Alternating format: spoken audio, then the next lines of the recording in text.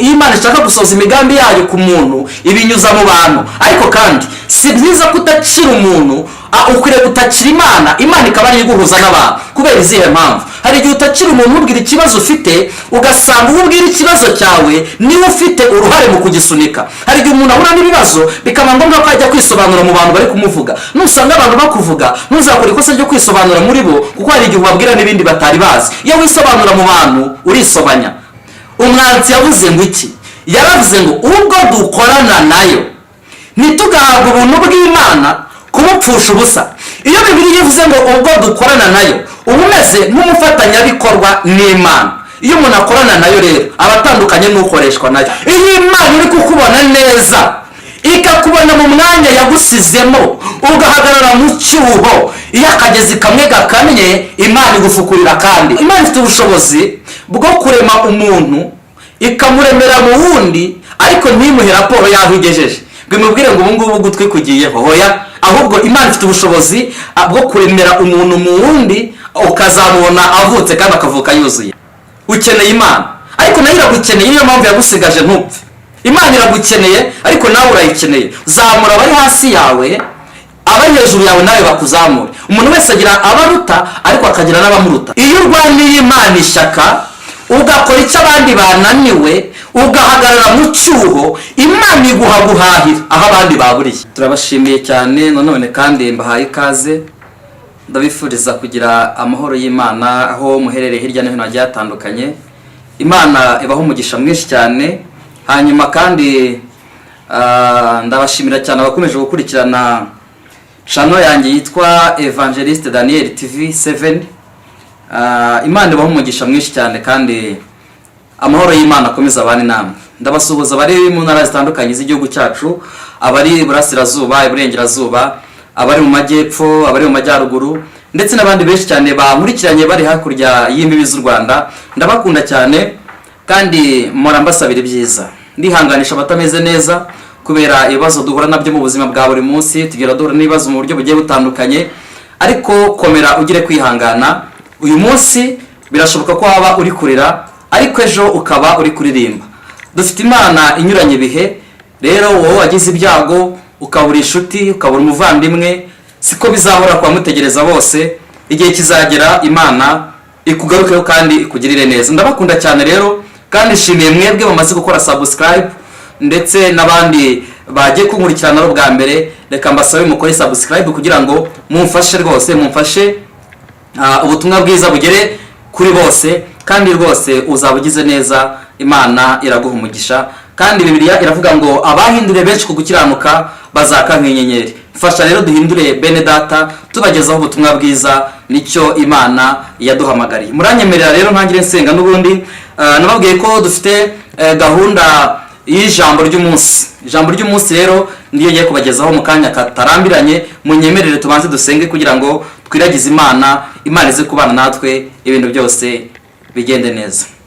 Imana turagushimiye, nanone twongeye kugushimira kubera ko duhaye umwanya mwiza. Ni umwanya w'igiciro gikomeye cyane kutwemerera kugira ngo tubashe kuganira ku ijambo ryawe. Ndakwinyize kugira ngo imbaraga z'Imana zibane nanjye. Ndasabira buri muntu wese uratega amatwi kino kiganiro, imbabazi z'Imana zibe kuri we, kandi umuhereze ibyiza byose yifuza, umugabanyirize intambara n'ibibazo byose ahura nabyo. Gusa turi mu isi dufashe igihe mu ntambara, niko umwanditsi yavuze, ariko ngo Uwiteka adukiza muri byose. Ndagusabye kugira ngo abatameze neza, abafite ibibazo bitandukanye, ubagirire neza kandi ubagarukeho, ubereke imbabazi zawe n'urukundo rwawe. Ndagushimiye kubanye natwe kandi ukomeze udushyigikire mu izina rya Kristo Yesu. Amen. Amen. Imana nibaho umugisha nk'uko byanditswe. Muraza kunyemerera n'ubundi twifashisha ijambo ry'Imana. Ijambo ry'umunsi uyu munsi riravuga ngo umushinga wose Imana ifitemo inyungu irawushyigikira. Icyifuzo cyose ufite Imana iyo ikibonamo inyungu iragishyigikira ikagisubiza. Mu gusenga kwawe n'ujya ujya gusenga ujye ugaragaza icyifuzo ufite, umushinga uri kuzana imbere y'Imana. Ese Imana yo izungukira hehe? Yesu aduhana umugisha. Turaza gusoma mu gitabo cya mbere cy'Abami, igice cyaho ni cya 17. Turasoma duhereye ku murongo wa mbere. Igitabo cya mbere cy'Abami, igice ni cya 17, dusome duhereye ku murongo wa mbere. Bibiliya iravuze ngo bukeye Eliya w'itishubi umwe mu basuhuke b'i Galeyadi asanga Ahabu, aramubwira ati ndahiye Uwiteka Imana ya Isirayeli ihoraho iyo nkorera iteka yuko nta kime cyangwa imvura bizagwa muri iyi myaka keretse aho nzabitegekera. Mwakire neza ijambo ry'Imana. Dushimye Imana kandi ko iduhaye umwanya mwiza wo kugira ngo tuganire ku ijambo ry'Imana. Nshuti mwene data wowe umurikiranye, ndagusaba kujya ufata umwanya wawe, waba muto cyangwa se munini biterwa n'uwo ufite, ugasoma ijambo ry'Imana kandi ukagerageza no gusenga. Byose bifatanyiriza hamwe kutuzanira ibyiza.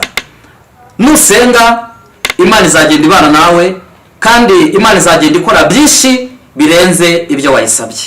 Imana iduhana umugisha. Dushimye Imana rero ikomeje kuturinda.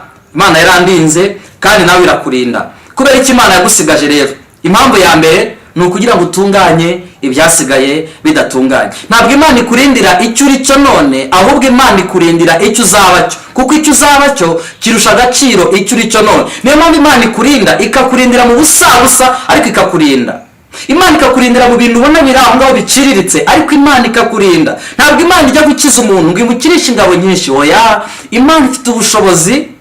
Ndashimira Imana kandi nahoze ntekereza ubudahangarwa cyangwa se ububasha Imana ifite. Nahoze ntekereza ku mbaraga z'Imana, sanga Imana irakomeye. Bamwe bajya batekereza ko iyi Mana tuvuga idahari cyangwa se itumva, ariko iyi Mana irakora kandi Imana irumva. Nahoze ntekereza ku mbaraga z'Imana. Imana itera abantu kubyara, gutwita, umuntu agatwita kugeza igihe abyaye, ariko utwita Imana nimuhe raporo yaho igejeje irema. Imana ifite ubushobozi bwo kurema umuntu ikamuremera mu wundi, ariko ntimuhe raporo yaho igejeje ngo imubwire ngo ubu ngubu gutwi kugiyeho. Hoya, ahubwo Imana ifite ubushobozi bwo kuremera umuntu mu wundi ukazamubona avutse kandi akavuka yuzuye. Izo ni imbaraga z'Imana. Rero ndashaka kukubwira ikintu gikomeye. Kwe gutekereza impamvu uriho uyu munsi, kare Imana yakurinze ukaba ukiri muzima, hanyuma ibyo byonyine ukabiha agaciro. Kubera iki? Hari abo mwabyirukanye, hari abo mwavukiye igihe kimwe, hari abo mwiganye, hari abo mwakoranye akazi, uyu munsi batakiriho. Kuki ngewe, kuki wowe twasigaye? Ni ukugira ngo dutunganye ibyasigaye bidatunganye. Kandi nubona Imana igutesha ubuzima ukaramuka abandi bapfuye, ibyo bintu ujye ubihereza imbaraga zidasanzwe. Imana irashaka kuyikorera mu gihe igushaka. Yesu ashimwe. Ndashaka kukubwira ko ukeneye Imana, ukeneye Imana, ariko nayo iragukeneye. Niyo mpamvu yagusigaje ntupfe. Imana iragukeneye ariko nawe urayikeneye. Uko byagenda kose ukeneye Imana. Nta buzima na bumwe wabamo bwakubuza gukenera Imana.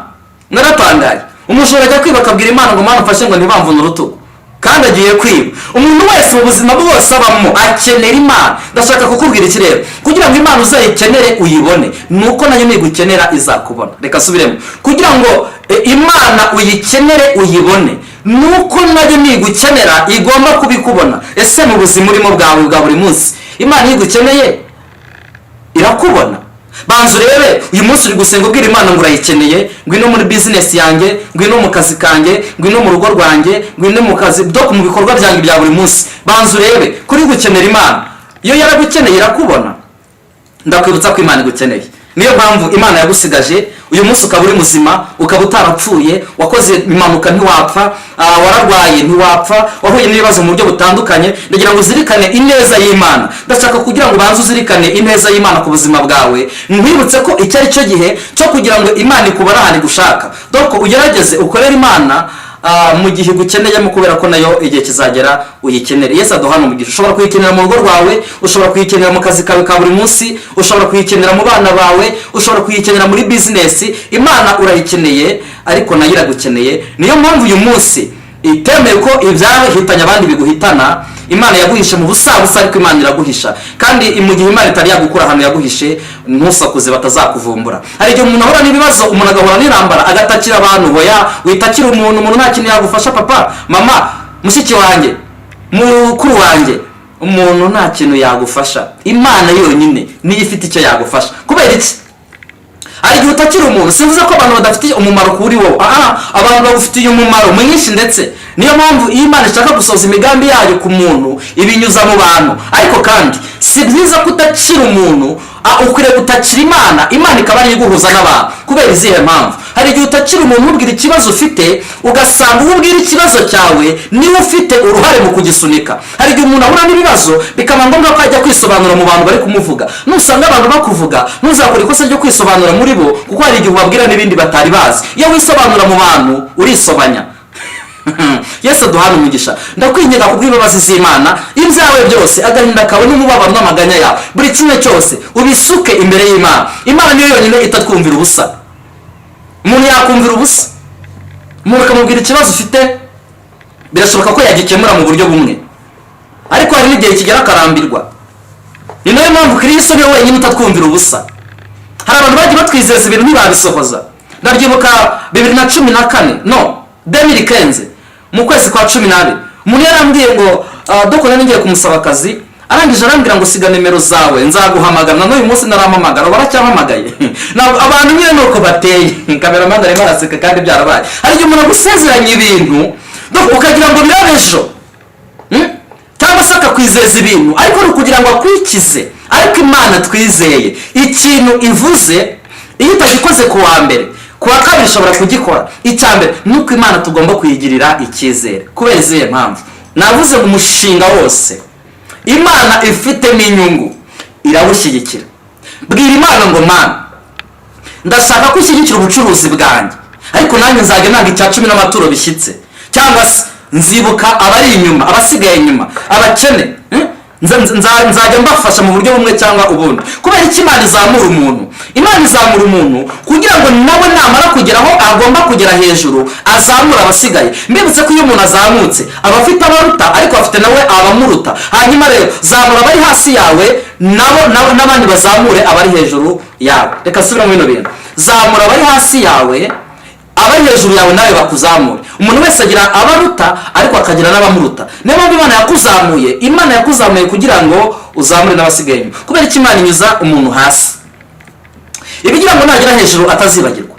Imana ishobora kukunyuza mu buzima buciriritse mu rwego rwo kugira ngo Imana ibanze ikurere, uzagere ku rwego rwo kumenya kubana n'ibisubizo. Hari igihe umuntu agera mu bisubizo akibagirwa ahantu Imana imukuye. Ibi bintu muzajya mubibona cyane. Umuntu agasenga asaba Imana ibintu runaka, yamara kubigeraho akibagirwa ahantu Imana imukuye. Niyo mpamvu Imana ishobora kugutiza mu kibazo kugira ngo wige kubana nacyo, hanyuma nuzakivamo uzajya wibuka abagisigayemo. Niyo mpamvu Imana yabaye kunyujije hasi nk'ikimenyetso cy'uko uzajya hejuru. Kubera ko Imana tunyuza mu bikomeye, ni ikimenyetso kigaragaza ko tuzakomera. Iyo wizamuye Imana itakuzamuye igusubiza hasi, kandi iyo usubiye hasi ari Imana ikumanuye, ishobora kugutinza yo kugira ngo banze wige neza. Emerera Imana ikunyuze mu buzima ishaka kukunyuzamo. Kubera iki? Inzira Imana iguciriye, Imana itegura ibyo uzakenera byose muri iyo nzira. Ariko iyo ushatse kwicira inzira yawe, Imana irakureka ukayinyuramo, ariko ibyari buzagufashirize muri iyo nzira ikabikuramo. Emerera Imana ikunyuza ahantu Imana yo ubwayo ishaka ko unyura. Yesu aduhana umugisha. Nari mvuze ngo ibibazo byawe n'amaganya yawe yose bishyira Uwiteka.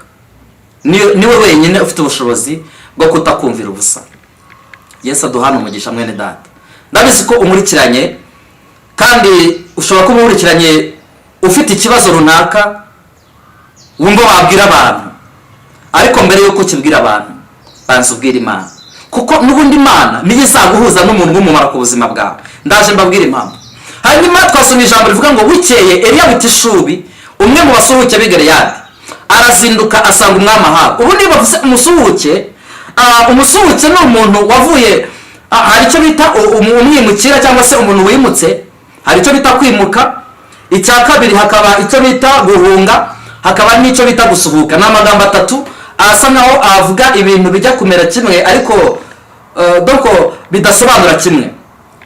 Hari ukwimuka, hari uguhunga, hari no gusuhuka. Himuka umuntu umeze ute? Umuntu ashobora kwimuka bitewe n'uko amaze kumva ko amaze kugira amafaranga runaka, cyangwa se agiye guhindurira imibereho ahandi hantu bitewe n'uko afite ubushobozi bwo kwimuka. Hanyuma hakaba n'umuntu wahunze. Guhunga ni umuntu uvuye ahantu hamwe akajya ahandi bitewe n'uko yumva ahantu yari ari nta mutekano uhari, agiye gushaka ahandi hari amahoro cyangwa se umutekano. Hanyuma umusuhuke mbabwira umusuhuke ni umuntu uvuye ahantu hamwe akajya ahandi kubera ikibazo cy'inzara, doko agiye gushaka imibereho, niwe bita umusuhuke. Eliya yari umusuhuke. Urumva umusuhuke ni umuntu uri ahantu hatari iwabo, akaba yagiyeyo agiye gushaka imibereho, bivuze ngo aba ari ikibazo cy'inzara. Ariko nubwo Eliya yari ari ahantu hatari iwabo, yari afite Kristo muri we. Ndabibutsa ikintu gikomeye, iyo umuntu atunze Kristo muri we aba ameze nk'ufite umutungo wimukanwa, kuko Kristo tumutunze nk'umutungo wimukanwa. Ushobora kuba ukodesha inzu ahantu, wabura ubwishyu bwo kuyishyura, bakakwirukana ibintu byawe wari ufite bakabisigarana, ariko Kristo uri muri wowe ukamujyana, kubera ko Yesu dutunze muri twebwe ni umutungo wimukanwa. Imana ishimwe cyane. Hanyuma Eliya ngo yarazindutse asanga umwami Ahabu. Ibi bintu mubyumve neza, Eliya asanga umwami Ahabu, nusoma Bibiliya neza igitabo cya mbere cy'Abami igice cya 17 ugahera ku murongo wa mbere ukageza ku murongo wa 3 ukamanuka hepfo, urasanga we ubwe yigiriye inama yo gutegura umushinga wo kugarura icyubahiro cy'Uwiteka muri Isiraheli. Kubera iki?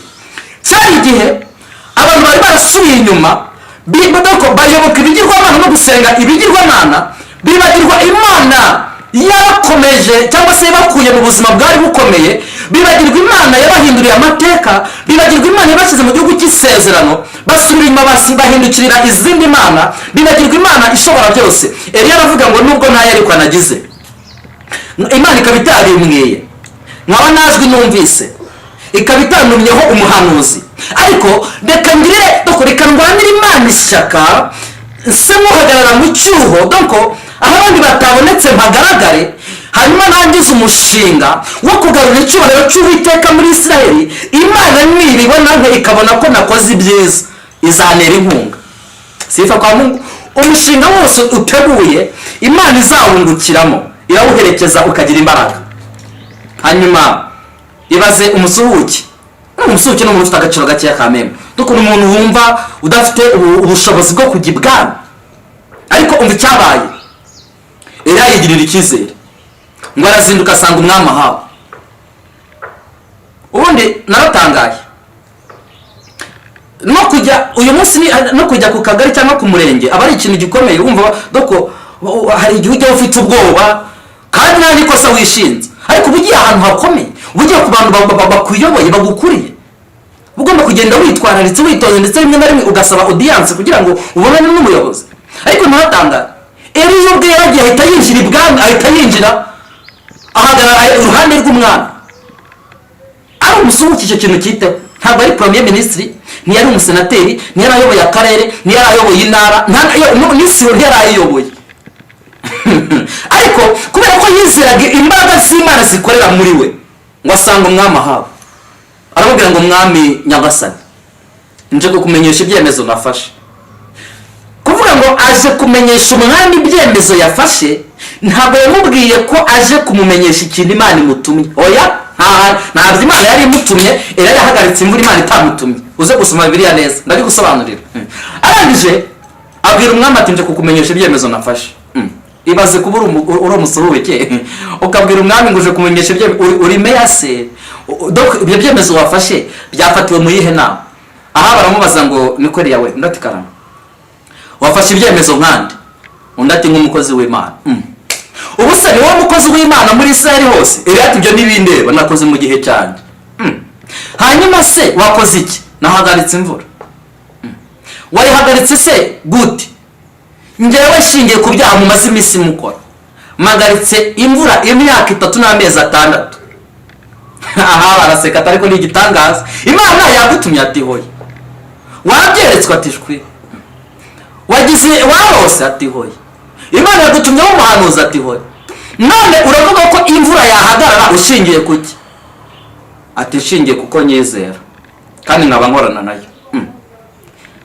None ikintu kigaragaza ko yahagaritse imvura Imana itamutumye, yahise abwira Ahabu ijambo rikomeye. Aramubwira ngo uze gusoma ku murongo wa 3 usubire hepfo. Aravuga ngo imvura izongera kugwa kugeza aho nzabitegekera. Iyo uvuze ngo aho nzabitegekera, yakoresheje ngenga ya mbere y'ubumwe, kugeza aho nzabitegekera. Bivuze ngo ntabwo yavuze ngo izongera kugwa aho Imana izabitegekera. Hoya, yaravuze ngo izongera kugwa ngewe Eliya nimbishaka. aha baravuga ikirere gitangaza ibintu uvuze ntibyashoboka. Eliya aravuga ati nta kibazo, ntabwo kwari doko, ntabwo narinje ngo tubyumvikaneho, kwari kugira ngo nkumenyeshe imyanzuro y'inama yabereye mu mutima wanjye. Ndashimira Imana umushinga wose uteguye, icyemezo cyose ufashe cyo kugira ngo ugarure icyubahiro cy'Uwiteka, cyo kugira ngo uheshe Imana icyubahiro, Imana izagushyigikira, Imana izagutera inkunga. Hanyuma Eliya arasohoka, ageze hanze yumva bari guseka, aragaruka ati ko numva museka. Bati nuko ibyo uvuze bidashoboka. Eliya arangije aravuga ati kubera amagambo yanyu menshi mwambajije, mwari mwatumye nibagirwa ikime, ariko kubera agasuzuguro k'amagambo yo kunseka n'ibintu byinshi mumbajije, ikime nacyo ndagihagaritse, kandi ntimuzanshake kuko sinzaboneka. Ngo arasohoka, ageze hanze Imana iramuhamagara ati Eliya ndatekarame, kuhagaritse imvura ntagutumye. Unyumvire, kuhagaritse imvura ntagutumye. Ubundi iki ni icyemezo kiri determination, ni icyemezo umuntu afata mva umutima atagishije umuntu inama, akavuga ati njye ndashaka guhesha Imana icyubahiro, ndashaka gutegura umushinga uzatuma icyubahiro cy'Uwiteka kigaragara. Hari igihe bagisha abantu inama rimwe na rimwe bakaguseka bati wasaze, n'ibyagukundira. Nushaka kumenya inama nziza uzayigisha Imana. Yesu aduhana umugisha. Hanyuma rero Imana iramubwira ngo hagaritse imvura ntagutumye, wowe urajya urya ibyo uhahiye hehe? Imana ibaze Eliya, iramubaza uhagaritse imvura kandi uhagarikiye mu gihugu nawe utuyemo, urabahute. Eliya ngo arangije aravuga ati rero Mana, njye nawe urabizi turakorana. Nyumvira nawe ako kana hise ashyiramo ni ukugira ngo ase nkaho aresharisha Imana, njye nawe urabizi turakorana. Kandi umwanditsi yaravuze ngo ubwo dukorana nayo nitugahabwe ubuntu bw'Imana kubupfusha ubusa. Ubwo dukora, iyo undi ukorana n'Imana uba uri umufatanyabikorwa n'Imana. Ntabwo nyumvise umwanditsi yaravuze ngo ubwo dukorana nayo ntitugahabwe ubuntu bw'Imana kubupfusha ubusa. Iyo ukorana n'Imana uba umeze nkaho gukorana n'Imana uba umeze nk'umufatanyabikorwa. Reka subiremo, umwanditsi yavuze ngo iki? Yaravuze ngo ubwo dukorana nayo ntitugahabwe ubuntu bw'Imana kubupfusha ubusa. Iyo Bibiliya ivuze ngo ubwo dukorana nayo uba umeze nk'umufatanyabikorwa n'Imana. Iyo umuntu akorana nayo rero aba atandukanye n'ukoreshwa nayo. Ibi nabyo nzabigarukaho. Gukorana n'Imana bitandukanye no gukoreshwa nayo. Imana ishimwe cyane. Hanyuma rero Imana iramubwira ati wirayihagaritse ariko se urabahute. Ati rero Mana twumvikane, ngewe warampamagaye, umpamagaye urantuma, hanyuma ngewe ndi muri misiyo yo gusohoza icyatumye umpamagara. Hanyuma rero ngewe nashingiye ku byaha bamaze iminsi bakore n'ahangaha, mbona wariturije nta kintu wivuzeho. Hanyuma nk'umuntu wizera doko atangira kubwira Imana, agenda ashyiramo utuntu dutuma Imana ibanguka ikabyumva vuba. Hanyuma rero nshingiye ko wampamagaye, ngewe nashingiye ku byaha bamaze iminsi bagukorera, umva kanashyizemo bamaze iminsi bagukorera, ndayihagarika. Niba nakoze akantu keza nanjye ndwaneho, niba nakurwanishaga nanjye ndwaneho. Doko amera nkaho areshye Imana, doko arayireshya, asa nkaho yihamagara kugira ngo ibaguke. Imana iramubwira ati mwana wanjye, ukoze ibyari biri ku mutima wanjye, ahubwo haburaga umuntu ufite ubushobozi bwo gushyira mu bikorwa ibintu byari biri ku mutima wanjye. Umva neza, Imana ikeneye umuntu umenya ibyo Imana ishaka gukora akabishyira mu bikorwa atayibajije. Sinzi niba munyumvise hano. Abantu bategereza ko ibintu byose bazabikora bumvise ijwi, ariko ntabwo Imana ari radiyo bahindura urushinge kugira ngo igombe ivuge. Niba koko Imana yaraguhamagaye ukabukorana nayo, ukaba uzi ikintu wakora kigahesha Imana icyubahiro, gikore, ubwire Imana ngo ngaho ushyigikira. Bibiliya ngo uzi gukora neza ntabikore bimubera icyaha, uzi gukora neza ntabikore bimubera icyaha. Hanyuma rero Eliya akora neza, agarura icyubahiro cy'Uwiteka kugira ngo Abisirayeli bahindukire, bongere bizere Imana yabakuje amaboko akomeye mu bunyagano, doko bongere bayigirire icyizere, bibuke ko Imana iri hejuru y'imbaraga zose z'ibigirwamana. Imana iramubwira ngo Eliya we, ukoze ibyari biri ku mutima wanjye. Donc nanjye numvaga hari akantu, numvaga hari ikintu nzakora, ariko nari narabuze umuntu ufite ubushobozi bwo kumenya ibiri ku mutima wanjye ngo abishyire mu bikorwa. Imana iramubwira ngo ubwo uyihagaritse rero kandi ukabona undwaniye ishyaka, ntabwo uri bwicwe n'inzara. Iyo warwaniye Imana ishyaka ugakora ikintu Imana ishaka gukora, iguha guhahiraho abandi baburiye. Reka subiremo, iyo urwaniye Imana ishyaka ugakora ikindi ugakora icyo abandi bananiwe, iyo urwaniye Imana ishyaka ugakora icyo abandi bananiwe, ugahagarara mu cyuho, Imana iguha guhahira aho abandi baburiye. Eliya ahagarika imvura, abandi babaho mu buzima bwo kutabona aho bahahira. Imana iramubwira ngo kubera ko uhagaritse imvura ukarwanira ishyaka mu rwego rwo kugarura icyubahiro cyanjye muri Isiraheli, tambika ujye ku kagezi kitwa Ikireti, aho niho nzagutungira, nzategeka ibikona kujya bikugemurira umutsima n'inyama. Umva ibyo biryo ukuntu biryoshye, yo agatsima n'inyama. Imana irabona ngo ntugire ikibazo, ntabwo uzicwa n'inzara. Wahagaze mu cyuho, warwanira ishyaka, wakoze ibyo wagombaga gukora, genda ujye ku kagezi nzagutungirayo. Imana ishimwe, genda ujye ku kagezi nzagutungirayo. Aragenda, Imana itegeka ibikona kujya mugemurira umutsima ndetse n'inyama. Ndashimira Imana. Ese umushinga ufite umeze gute? Umushinga ufite umeze ute? Ndagira ngo uwuzane imbere y'Imana, hanyuma ubwire Imana ngo muri uyu mushinga uzungukira hano. Uyu mushinga nzanye imbere yawe, ngaha hantu uzungukira, sifa kwa Mungu. Hanyuma niba ushaka gucuruza, bwira Imana ngo muri uyu mushinga nteguye, none rero umushinga wanjye ukaraninga bigakunda bikagenda neza, nanjye nzakora umurimo wawe. Ikintu cyose, umushinga wose uteguye, haleluya, ukabwira Imana ngo, ariko reka mpahe urugero rworoshye. Mu buzima busanzwe umuntu mu isi w'umushoramari ashobora kugenda akabwira Meya ati ndashaka kubaka uruganda rw'akawunga muri uno mudugudu cyangwa se muri kano karere, mwanyemerera mukaba mu butaka bwo kubakamo uruganda rw'akawunga. Meya ashobora guhita kubaza ngo twebwe tuzungukira hehe nka leta? Umushoramari agahita avuga ngo nzafata abaturage 500 bo muri kano karere mbaha akazi.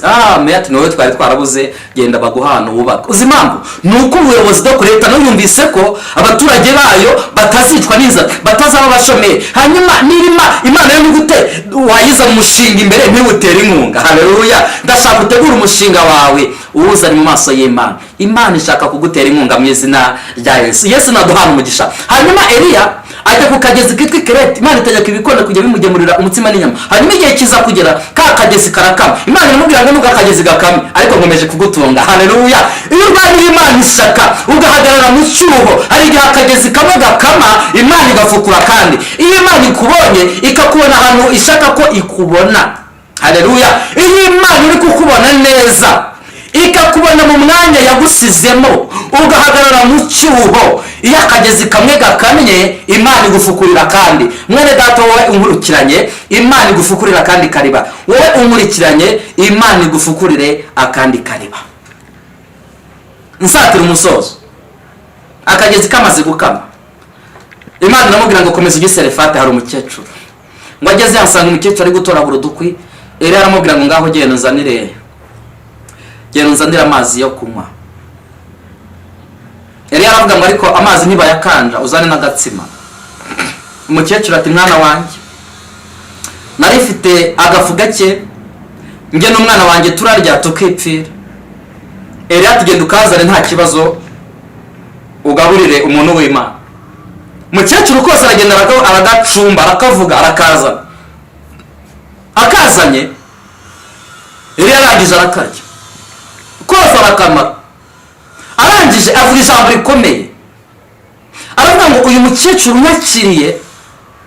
yakiriye Imana iri muri jye. Hanyuma uyu mukecuru akoze ikintu cyitwa kwihuza n'amavuta, akoze ikintu cyo kwikonekita n'amavuta, akoze ikintu Imana idashobora kwibagirwa. Uyu mushinga akoze wo kwakira umuntu w'Imana, ntabwo Imana yareke kumutera inkunga. Eliya ahita ahanura n'ubuhanuzi bukomeye, aravuga ngo umukecuru, aka gafu kawe igiseke kavuyemo ntikizongera kuburamo ifu ukundi. Reka subiremo. Eliya aramubwira ngo iki giseke ukuyemo iyi fu ntikizongera kuburamo ifu ukundi. Umushinga wose uteguye wo guhesha Imana icyubahiro, ikintu cyose uzanye imbere y'Imana ukabwira Imana ngo Mana nje kugukorera iki, ariko nanjye unkorera iki, haleluya, Imana iragushyigikira. Ndagira ngo duse nkaho tugana ku musozo, ariko ntabwo nzi icyifuzo ufite, ntabwo nzi umushinga wawe wateguye, ntabwo nzi icyifuzo ufite uyu mwanya, cyangwa se sinzi ikintu uri gushaka ku Mana. Ariko bwira Imana, uyihigire umuhigo, ibwire ngo nunkorera iki nanjye nzakora iki ngiki. Nibwo buryo bwiza bwo gusenga. Iyo usenga ubwira Imana aho izungukira, ibangutsa isezerano, ibangutsa igisubizo cyawe, kubera ko iyo ukoreye Imana nayo iragukorera, iyo ukoreye Imana nayo iragukorera. Hanyuma nagira ngo nkwinginge kubw'imbabazi z'Imana dufatanye gusenga. Umushinga wose uteguye Imana iwufitemo inyungu iragushyigikira. Natangiye mvugana mbese waba uzi impamvu Imana yagusigaje? Ni ukugira ngo uyikorere mu gihe gikwiriye, nayo izagukorere mu gihe gikwiriye, kubera ko uko byagenda kose uzakenera Imana nk'uko nayo igukeneye. Imana niduhana umugisha. Ndabashimiye cyane mwese mwabanye nanjye muri uyu mwanya w'ijambo ry'Imana, kandi reka mbasabire umugisha w'Imana mu buryo bukomeye cyane. Imana ibaha umugisha kubwo ko mu mwanya wanyu kugira ngo mukurikirane iri jambo ry'Imana. Kora subscribe, hanyuma urisangize n'abandi, kandi rwose Imana irabaha umugisha mwinshi. Imana irakomeza kubagirira neza, kandi nufatanye nanjye kwamaza ubutumwa bwiza ntibizatuma Imana itaguha ingororano. Imana izibuka imirimo yose wakoranye urukundo, Imana izayiguhembera. Mana turagushimiye, turagushimira ko ugize neza, turagushimira ko umugambi wawe ari mwiza kuri twebwe, kandi ibyo wavuze no kubikora uzabikora. Turagushimira kuko udushyigikiye muri uyu mwanya, kandi nasengera buri muntu wese uneze amatwi muri iki kiganiro.